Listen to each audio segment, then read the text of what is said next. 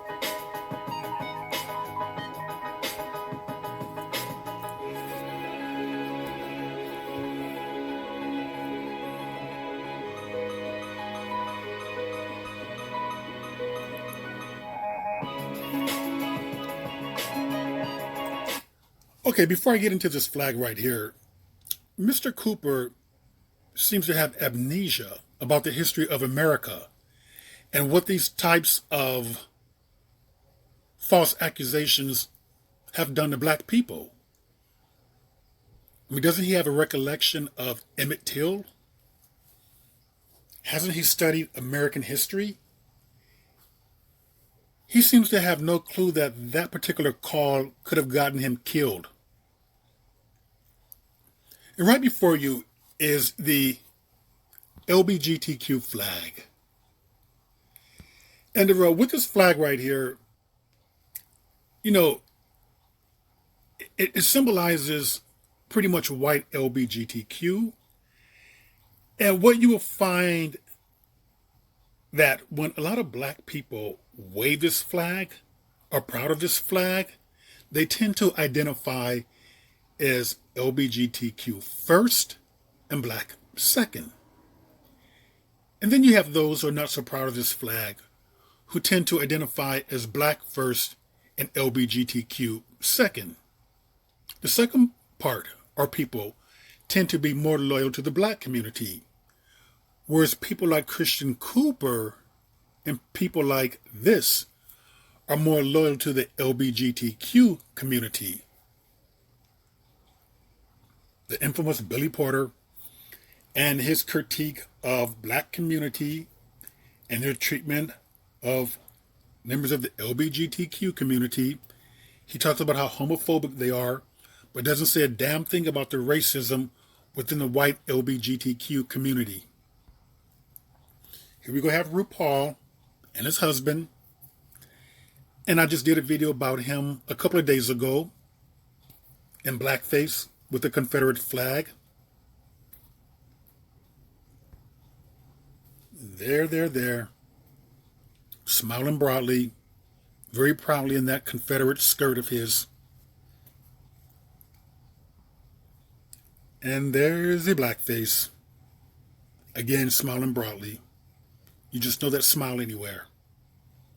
There's really no connection or sympathy or empathizing with the black community, so they can choose to make fun of it, but they won't do that with the white community because they consider themselves LGBTQ first. That's where their loyalty is. Now, look at Christian's pictures that I had posted before in a video that I did 2 months ago, and watch the common denominator of who he tends to associate with.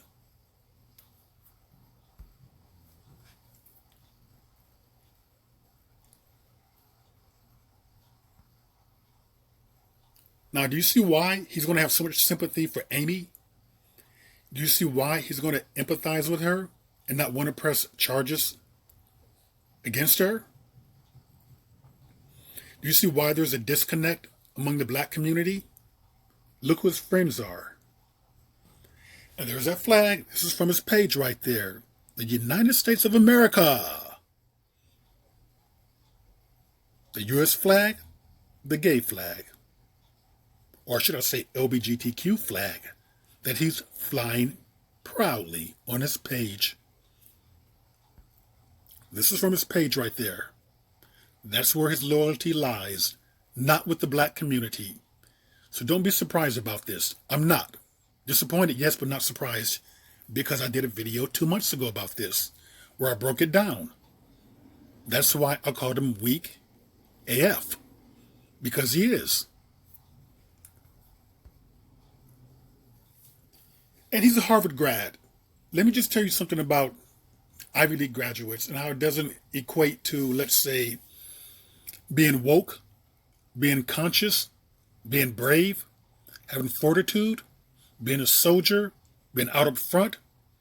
It does not equate to any of that. People tend to think that once they got an education that somehow society or the white man's going to fear you, or you're to be feared. No, you're feared if you're a fighter. You're feared if you're woke. You're feared if you're conscious. Education does not grant you that. And I'm not downing education at all. I'm just simply saying that there's not a correlation between education and those things in which I had mentioned. This is when it first broke. The man who filmed his racially charged encounter with a woman in Central Park says he's uncomfortable that she has become a hate figure and lost her job. When he was uncomfortable then, he had time to change his mind, had time to grow. He chose not to. He's still uncomfortable today.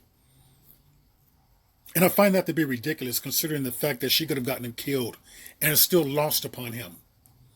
Hasn't he ever heard of Emmett Till? What about the thousands of other black people in America who have been killed by these false accusations? But remember, people, his allegiance is not to the black community. So he's not going to feel anything that deeply.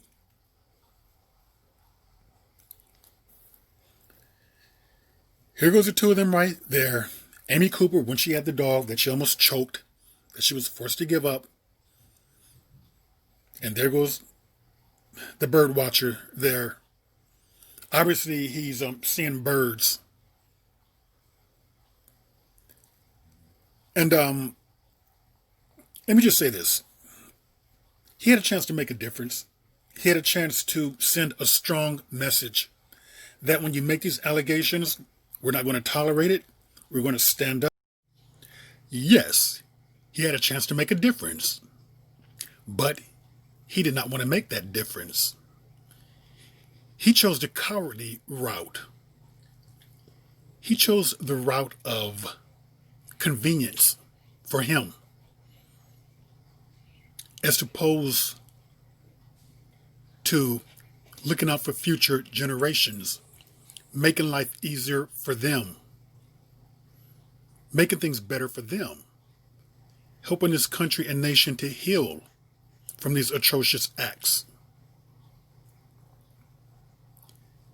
He chose to show the world that what I have said about him was true, that he is weak as blank. I'll keep it nice right there. Well, ladies and gentlemen, that was another edition of Seen Beyond and Through, and I will see you beyond and through.